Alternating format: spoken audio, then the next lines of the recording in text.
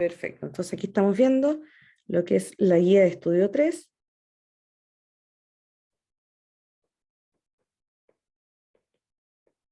Y esto es para el ítem 6. ¿Qué dice? Considere la función f definida desde los reales positivos hasta un conjunto B dada por f de x igual a Euler elevado a x al cuadrado más 3.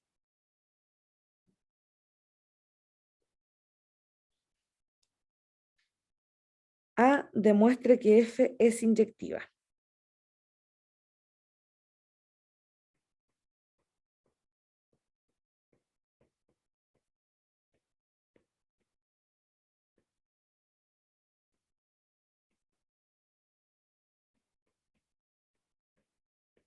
Así. En primer lugar, para identificar que una función es inyectiva, ¿qué tendríamos que considerar? Según lo que tú recuerdas ahí que te pasaron. Que recordemos que ese es uno de los tipos de funciones que nosotros podemos encontrar cuando trabajamos, por ejemplo, con inyectividad, epiyectividad o biyectividad. Exacto. Que al reemplazar por un valor A y por un valor B, en la función llegábamos a la expresión de que eso se mantenía igual. ¿Qué es lo que podemos hacer entonces acá?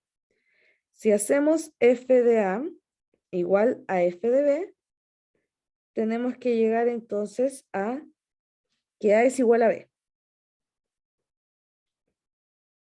Entonces aquí, al reemplazar, Euler elevado a A al cuadrado más 3 debe ser igual a Euler elevado al B al cuadrado más 3. Para nosotros poder trabajar ahora con una función que en este caso es exponencial, tenemos que utilizar la inversa de esta función. Como por ejemplo, al utilizar nosotros la suma a un lado de la igualdad, lo despejamos pasándolo a resta, cuando estamos dividiendo lo trabajamos al multiplicar, pero en este caso, al trabajar con una exponencial, tenemos que trabajar a su vez con una logarítmica. Siempre es con lo inverso. Entonces aquí lo que vamos a hacer es aplicar a ambos lados de la igualdad el logaritmo natural. ¿Por qué el logaritmo natural?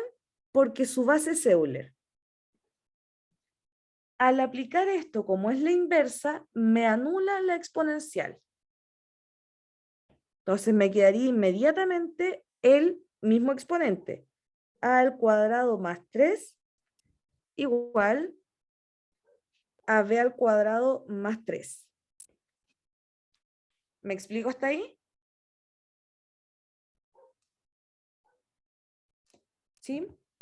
Entonces, como es una igualdad, si nosotros tomamos este 3 que está positivo y lo pasamos al otro lado, quedaría negativo. Entonces al final se van a anular. Lo que nos va a quedar es que a al cuadrado es igual a b al cuadrado. Por lo tanto, al aplicar la raíz, nos va a quedar que a es igual a b. Y ahí queda demostrado, por lo tanto, f es inyectiva. Ahí tenemos la letra A de ese ítem.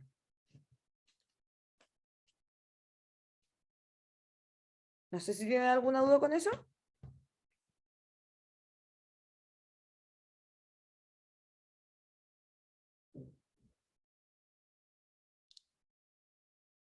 ¿No? Ok. Veamos entonces ahora la letra B.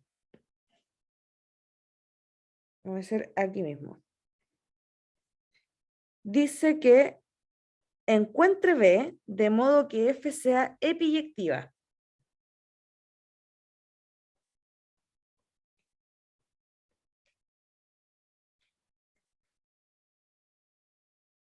De modo entonces, ¿aquí te costó más? Que F es epiyectiva. ¿Qué es lo que tenemos que considerar acá?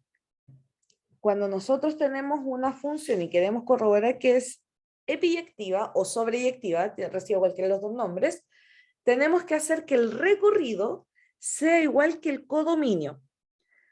Cuando nosotros nos definen una función, siempre la primera parte va a ser el dominio y la segunda parte va a ser el codominio.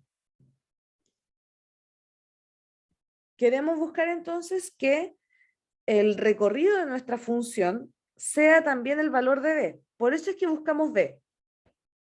Es decir, queremos ver que b sea el recorrido. Así. ¿Y qué es lo que tenemos que hacer ahí? Para el recorrido tenemos que buscar cuáles son los valores de i que puede tomar nuestra función. Y para eso entonces, lo que podríamos hacer es, en primer lugar, esta función igualarla a i y despejar el valor de x. Vamos a tener que hacer entonces i igual a Euler elevado a x cuadrado más 3. Y eso tendríamos que hacer, lo mismo que habíamos trabajado anteriormente, aplicar el logaritmo natural y nos quedaría el logaritmo natural de i igual a x cuadrado más 3. Y ahí despejamos entonces la x. Nos va a quedar por un lado que esto sería el logaritmo natural de i más 3, perdón, menos 3. Y esto va a ser igual a x cuadrado. Por lo tanto, tendríamos que hacer que la raíz del logaritmo natural de i, ahí menos 3, sea igual a x. Ahí despejamos la x. Pero ¿qué tenemos que ver ahora? ¿Cuáles son los valores de i que cumplan que nuestra raíz sea mayor o igual que 0? ¿Por qué? Cuando nosotros trabajamos con el dominio, teníamos que ver cuál era la restricción de los valores de la x. En el caso del recorrido, tenemos que ver cuáles son las restricciones para los valores de la y. No sé si me explico, Lucas.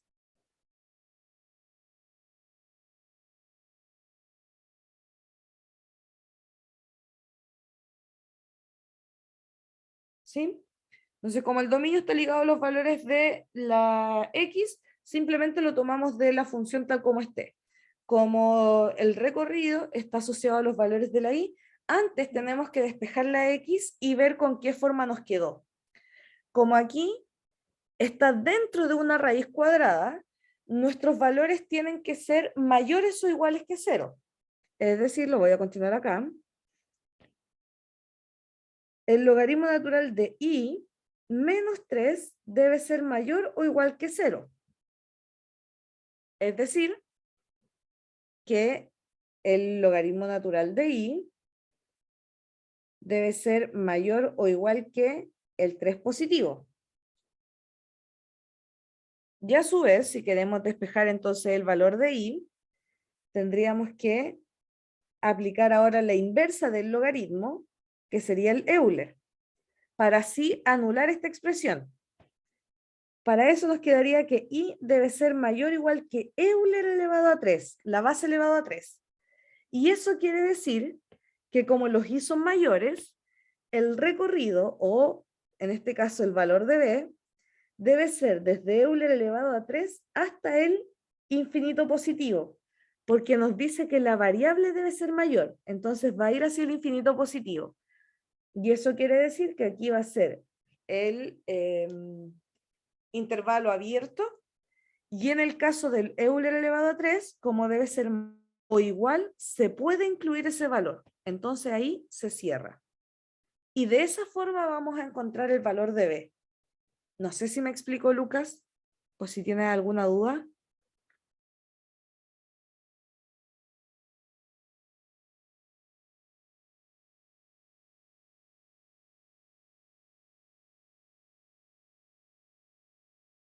Claro, acuérdate que siempre se utiliza la inversa.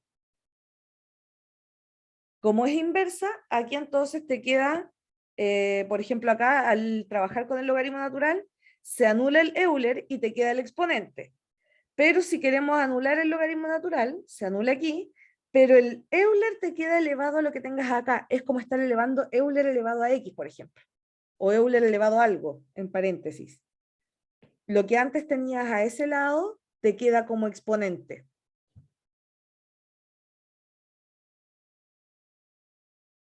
Entonces aquí ahora, la letra C surge del mismo recorrido. Porque la letra C dice encuentre la función inversa.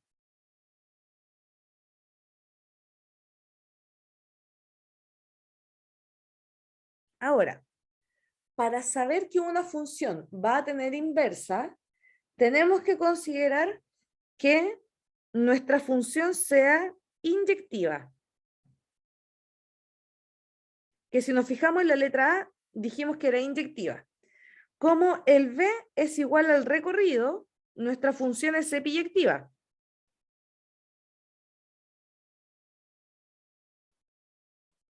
También es epiyectiva. Eso nos conduce a que nuestra función sea biyectiva. Como es de las dos, va a ser biyectiva. Por lo tanto, tiene inversa.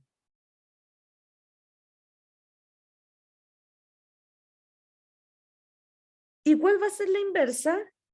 F a la menos 1 y lo sacamos del recorrido, F a la menos 1 de X. Cuando despejamos aquí la variable X, esa es nuestra inversa. Solamente que tenemos que cambiar las variables. Como aquí era la raíz cuadrada del logaritmo natural de X, te va a quedar, o sea, perdón, el logaritmo natural de Y, esto lo cambias por X. Menos 3. Esa es tu función inversa. No había que sacar ningún cálculo más. En el caso de que te hubiesen pedido esto, hubieses tenido que igual que hacer los pasos A y B. Porque para calcular la inversa tienes que saber que tiene que ser inyectiva, que tiene que ser biyectiva, por lo tanto, si es las dos, va a tener inversa. ¿Me explico, Lucas?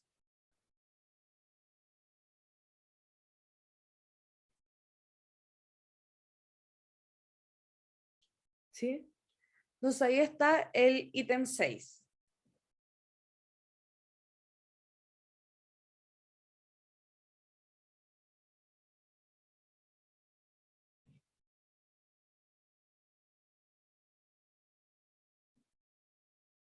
Voy a bajar entonces acá para que hagamos el ítem 7.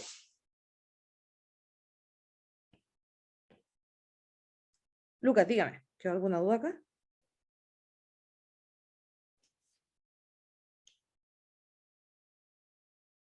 Ah, ya, lo vuelvo a explicar. Cuando nosotros trabajamos acá en que una función sea biyectiva, la condición de una función biyectiva es que el codominio sea igual al recorrido. Codominio. Eso no sé si lo tenías claro. ¿Se entiende lo de codominio, lo de recorrido?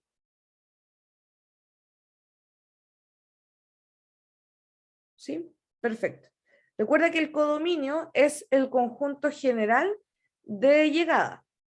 Y el recorrido, por ejemplo, aquí tenemos relaciones SOS, pero van a llegar a esos elementos. Hasta ahí. El codominio van a ser todos los elementos, pero el recorrido serían solo los que tienen relación. Lo que buscamos para que sea biyectiva es esta igualdad. ¿Cómo sabemos cuál es el codominio? Porque te lo definieron acá. Siempre, cuando nosotros tengamos una función, va a estar definida. La primera parte va a corresponder al dominio, la segunda parte va a corresponder al codominio. Entonces lo que buscamos para que sea biyectiva es que este valor sea igual al recorrido. Por eso es que tuvimos que hacer esto, que B sea igual al recorrido. Entonces lo primero que teníamos que buscar era el recorrido, que para eso despejamos primero la variable X y vemos con qué forma nos quedó la función. Y con eso vemos cuáles son las restricciones. Como estaba dentro de una raíz, el valor de una raíz, como es cuadrada, tiene que ser mayor o igual que 0. Y ahí al ir despejando llegamos a que ese es su recorrido. Como debe ser epiyectiva, entonces también es el valor de B. No sé si me explico un poco mejor, Lucas.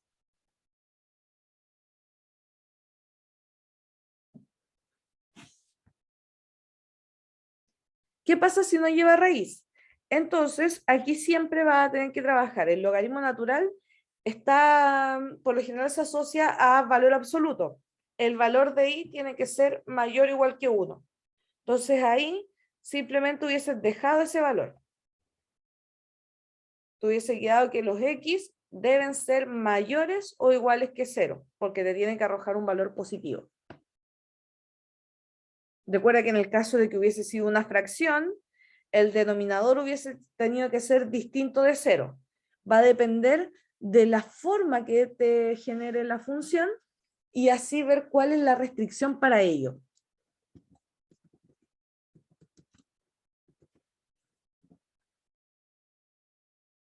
¿Sí? Eso es lo del número 6.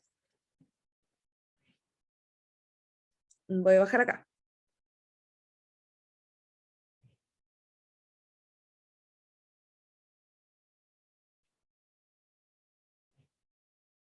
Entonces aquí la número 7.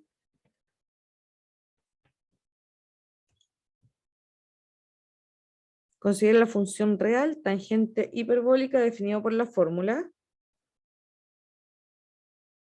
Tangente hiperbólica de x igual a Euler elevado a x menos Euler elevado a menos x dividido a su vez por Euler elevado a x más Euler elevado a menos x. Entonces aquí tenemos que hacer que determine el dominio de esta tangente. Para calcular el dominio, no voy a hacer acá la letra A, vamos a decir que es el dominio de la tangente. Ahí. Si nos fijamos en la forma de esta función, está haciendo una fracción. Por lo tanto, tenemos que hacer que el denominador sea distinto de 0. Es decir, Euler elevado a x más Euler elevado a menos x debe ser distinto de 0.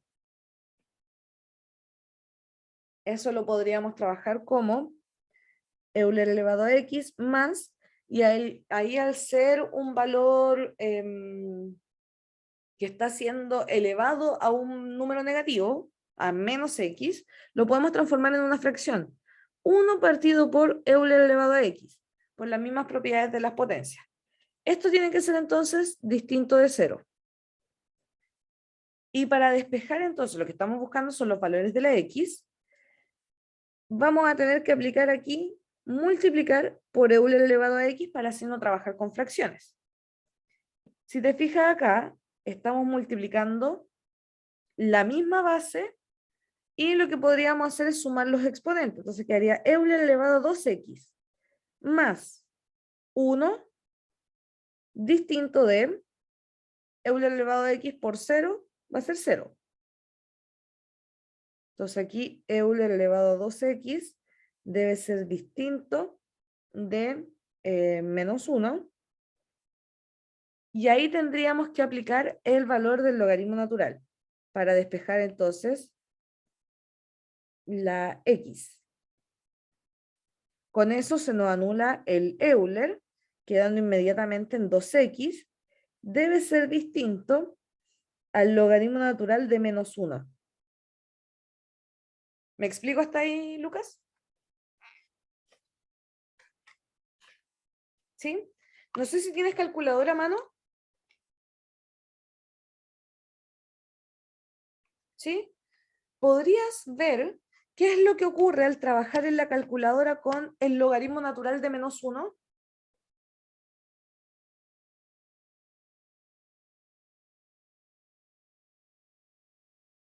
Exacto. Esto no existe. ¿Por qué? Porque el argumento de un logaritmo debe ser positivo, debe ser un valor real positivo. Entonces aquí, porque recuerda que lo que estamos diciendo es, la base, el Euler, elevado a cuánto te da como resultado -1, ningún número. Cuando te aparece error, quiere decir que no hay restricciones para X.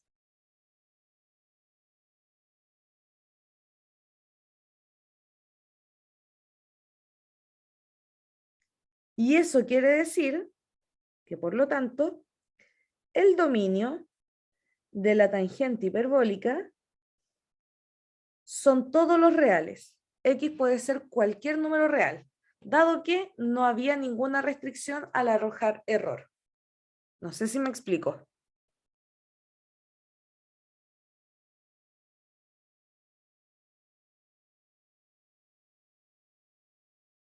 ¿Sí? Entonces ahí está lista la letra A. No sé si lo había resuelto de la misma forma,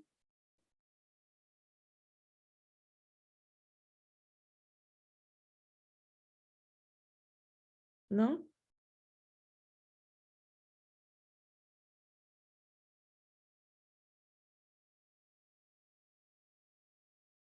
No, la idea es que siempre tengas, o en el caso de que tengas aquí más de uno, dejarlo a un mismo lado de la igualdad. O lo que hubiésemos podido hacer a lo mejor es dejar Euler elevado a X y pasar hacia el otro lado esta expresión. Menos Euler elevado a menos X. Entonces aquí sería Euler elevado a X distinto a -1 partido por Euler elevado a X. Esto tendría que pasar multiplicando hacia el otro lado. Sería igual Euler elevado a 2X distinto de -1. Y ahí aplicar el logaritmo natural y llegamos a lo mismo. Si te fijas, estamos en ese punto.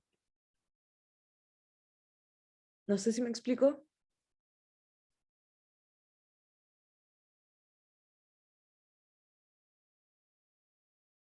¿Sí? Eso es como la otra forma que podríamos haber hecho.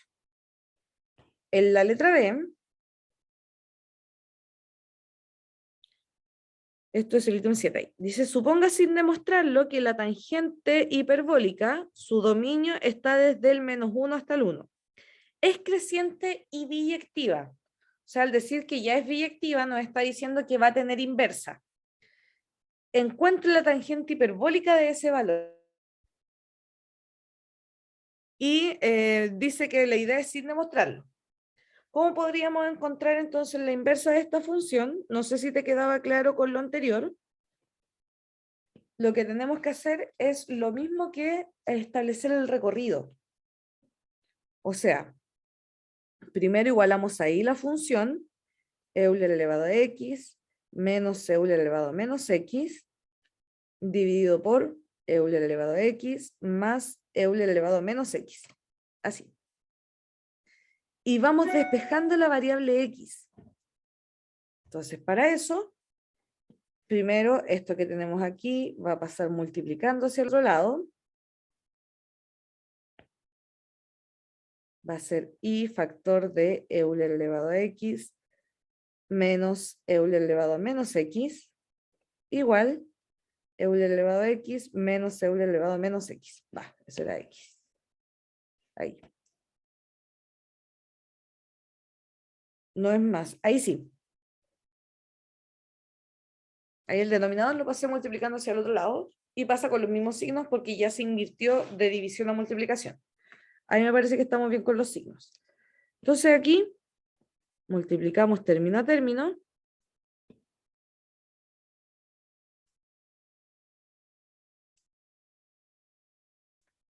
Ahí más y Euler elevado a menos x igual Euler elevado a x menos Euler elevado a menos x. Y lo que podríamos hacer es, como ya no estamos trabajando con fracciones, es trabajar eso que está negativo, pasarlo a fracción. Cuando el exponente está negativo, a eso me refiero. Más y nos va a quedar arriba partido por Euler elevado a x igual Euler elevado a x menos 1 partido por Euler elevado a x. Y ahí lo que estoy buscando es que no quede ninguna fracción. Entonces voy a multiplicar por Euler elevado a x.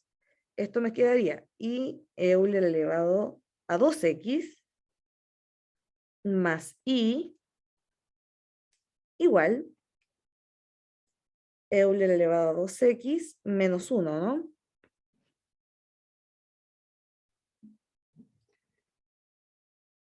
Todo lo que tenga x lo dejamos a un lado de la igualdad. O sea, esto y eso. Vamos a tener que esto es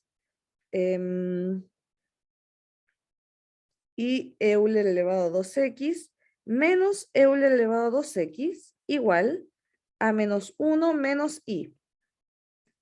Y ahí factorizamos por el término en común que va a ser Euler elevado a 2x. Voy a continuar aquí al lado. Entonces, Euler, ahí abajo yo creo que me alcanza. Euler elevado a 2x, factor de I menos 1, igual a menos 1 menos I. ¿Vamos bien hasta ahí?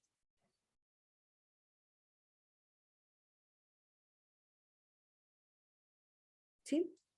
Entonces, ahora sí voy a despejar el Euler elevado a 2x. Como el paréntesis estaba multiplicando, al otro lado va a pasar dividiendo. Menos I partido por I menos 1. Para despejar el x, como está en el exponente, vamos a tener que aplicar el logaritmo natural. Y eso me va a quedar como 2x igual al logaritmo natural de menos 1 menos I dividido por I menos 1. Y simplemente para despejar la x, vamos a tener que trabajar con la raíz, o sea, con la división. Dividido por ese valor.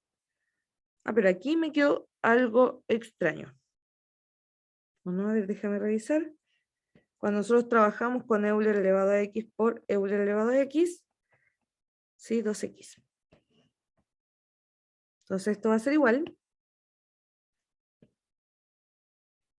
a el logaritmo natural de menos 1 menos I dividido por I menos 1, que a su vez va a estar todo eso dividido por 2.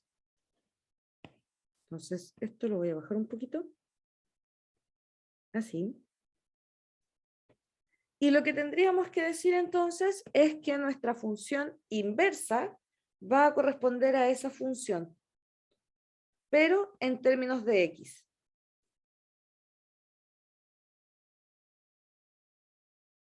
No sé si te queda alguna duda, Lucas.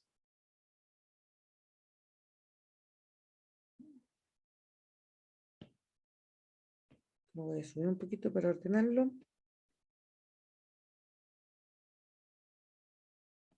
¿Ninguna?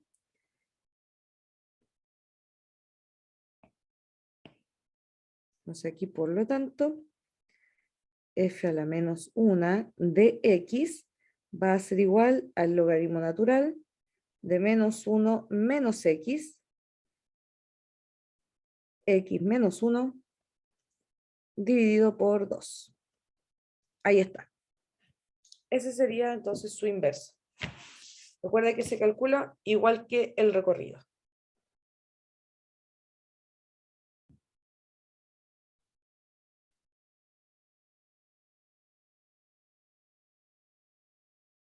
Ahí hicimos los ítems que me habías consultado.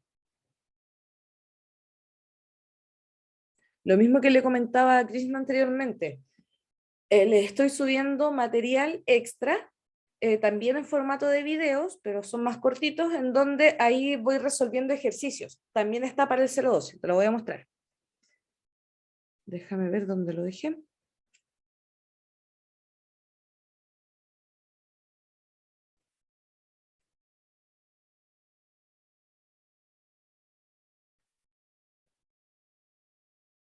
Ahí estaba mostrando lo de el 0, o sea, el 112, y este de aquí.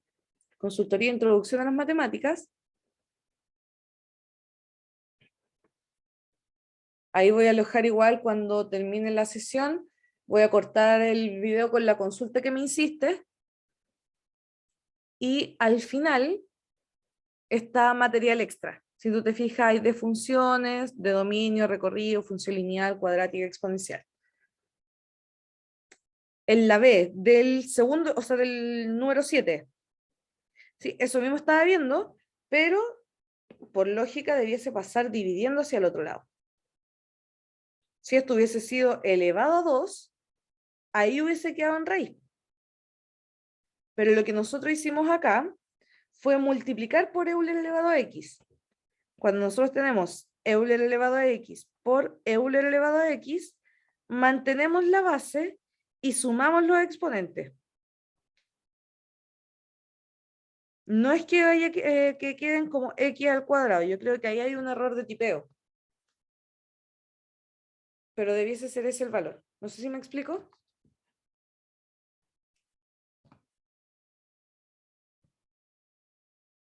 ¿Sí? Es netamente, yo creo que ahí en vez de considerarlo como 2x, se consideró como x al cuadrado. Entonces ahí hubo un pequeño error. Como te decía, entonces ahí hay material extra por si quieres consultarlo o algo así. Y están las preparaciones anteriores del 012. Eso, Lucas, no sé si tienes alguna otra duda. Ningún problema. Ahí cualquier cosa, recuerda que tienes el foro, me puedes ir consultando y si no, nos vemos en las otras sesiones. ¿Sí?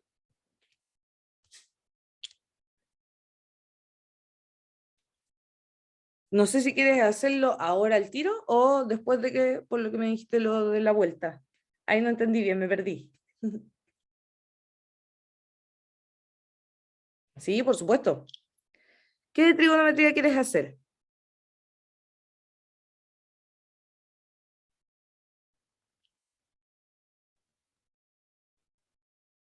La uno.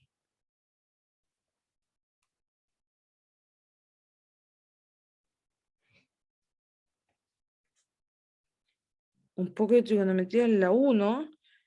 No es la uno de la guía, ¿cierto? La uno de trigonometría. Ya, dame un segundo. De identidades trigonométricas, eso es como del ítem 18.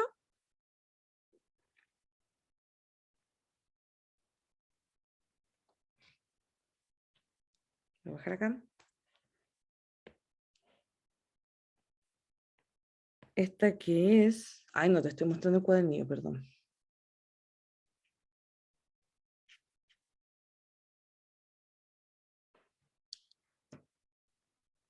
El ítem 18, por ejemplo, la letra A. Dice que es 1 menos el coseno de x dividido por seno de x más el seno de x dividido por 1 menos coseno de x igual a 2 cosecante de x. Esa es la que me estabas consultando, ¿cierto?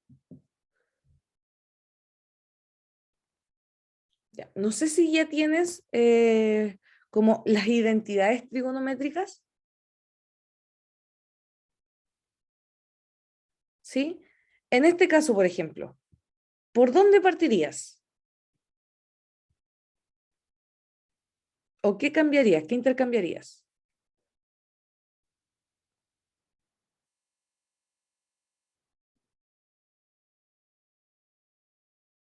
Ya, ¿y el seno de x, por qué valor lo cambiarías?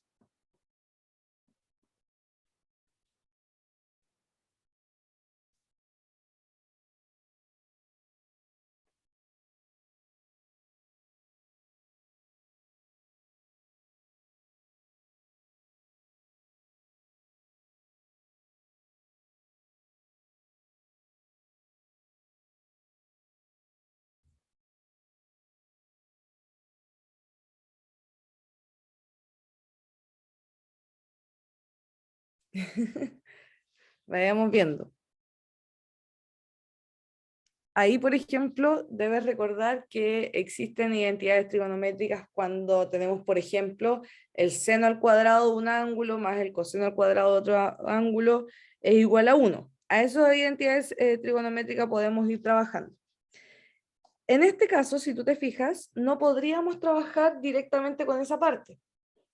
Lo que tendríamos que hacer es aplicar lo que es el mínimo común múltiplo. Probemos por ese lado. Entonces aquí vamos a multiplicar por el seno de x y también vamos a multiplicar por 1 menos coseno de x. Así. Entonces ahí vamos a ir trabajando. Esto va a ser 1 menos coseno de x, que como ya tiene el seno de x, la idea entonces es dejarlo multiplicándose por lo que le falta. O sea, por 1 menos coseno. Voy a correr más allá porque si no se me va a dejar todo eso ordenado. Más seno de x, como está dividido por ese valor, tendríamos que aplicarlo simplemente multiplicándolo por el seno de x.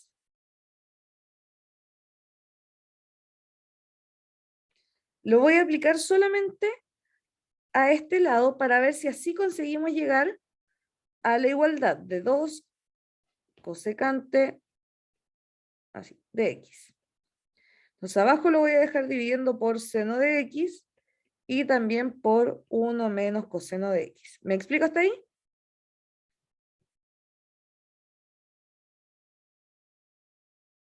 Perfecto. Entonces, si nos fijamos aquí es como si estuviésemos multiplicando por sí mismos estos términos. Entonces, lo que podríamos hacer es establecerlo como cuadrado de binomio. El primer término al cuadrado, que sería 1, menos el doble del primer término por el segundo término, o sea, coseno de x, más el segundo término al cuadrado, coseno al cuadrado de x, más, y ahí nos va a quedar el seno al cuadrado de x, dividido por, de aquí sería seno de x, o incluso veamos si es que al multiplicar las término a término, esas dos, llegamos a algo. Entonces aquí sería el seno de x menos seno por coseno de x. Y la idea entonces es llegar a esa igualdad.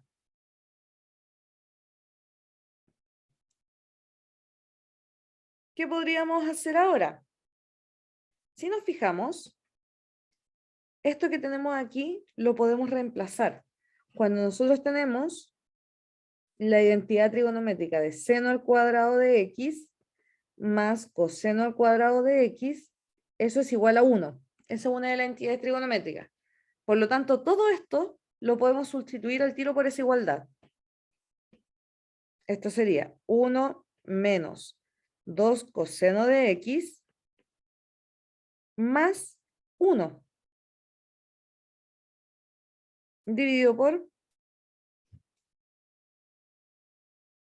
seno de x menos seno de x por coseno de x. Debe ser igual a 2 cosecante de x. ¿Qué nos va quedando? Si nos fijamos, vamos a tener 2 al sumar esos dos valores, menos 2 coseno de x, igual a 2 cosecante de x. Pero en el denominador al final no me convenía trabajarlo así, sino que voy a volver a la primera parte. Y en el siguiente paso me voy a explicar por qué. Entonces lo voy a dejar como seno de x, factor de 1 menos coseno de x. ¿Por qué no me convenía? Porque si te fijas en el numerador, puedo factorizar por el término en común que va a ser 2. Al factorizar me va a quedar 1 menos el coseno de x, dividido entonces por seno de x, factor de 1 menos coseno de x. Y ahí puedo simplificar. No sé si me explico.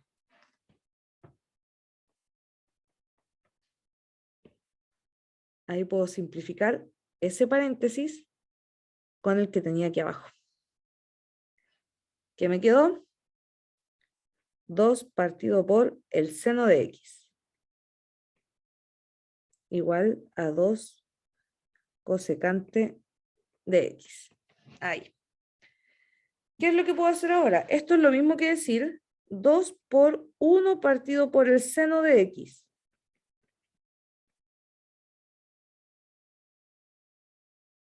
¿Y qué es lo que ocurre? Que esto es la cosecante. 2 cosecante de x igual a 2 cosecante de x. Por lo tanto, la igualdad es válida. Recuerda que el seno es el opuesto partido por la hipotenusa, la cosecante es la hipotenusa partido por el opuesto. Por esto es que al trabajar con la inversa llegamos a eso. ¿Y aquí cuál fue la identidad que utilizamos? Esa básicamente, en todo lo que trabajamos aquí.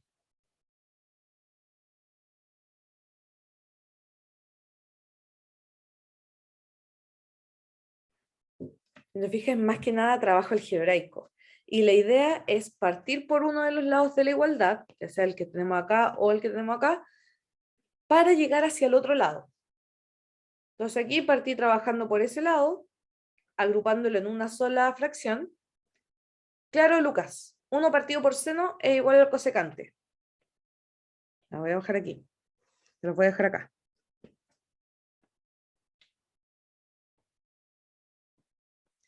Es igual a la cosecante de x. O el seno de x es lo mismo que decir 1 partido por la cosecante de x. ¿Por qué ocurre esto? Si nosotros nos fijamos, el seno es el opuesto partido por la hipotenusa. Y esto es 1 partido por el cosecante, es la hipotenusa partido por el opuesto. Como eso es lo mismo que decir 1 partido por 1 y te queda una fracción doble, se multiplican los extremos, entonces te va a quedar el opuesto arriba, y en el denominador te va a quedar la hipotenusa. Así. Podríamos decir también que el coseno es lo mismo que 1 partido por la secante, o la tangente es 1 partido por la cotangente, porque al trabajar con las razones trigonométricas llegamos a esa igualdad. ¿Me explico?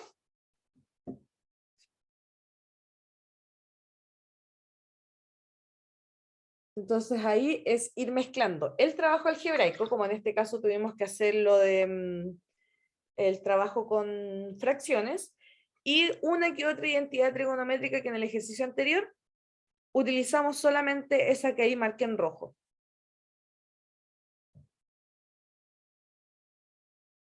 No sé si tienes alguna otra duda.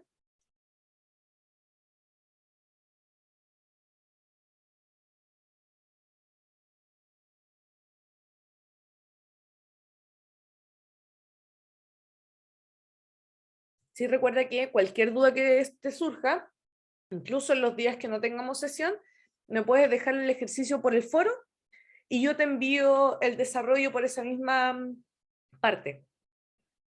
Ningún problema. Ahí vamos revisando también los ejercicios que puedas tener en la próxima clase.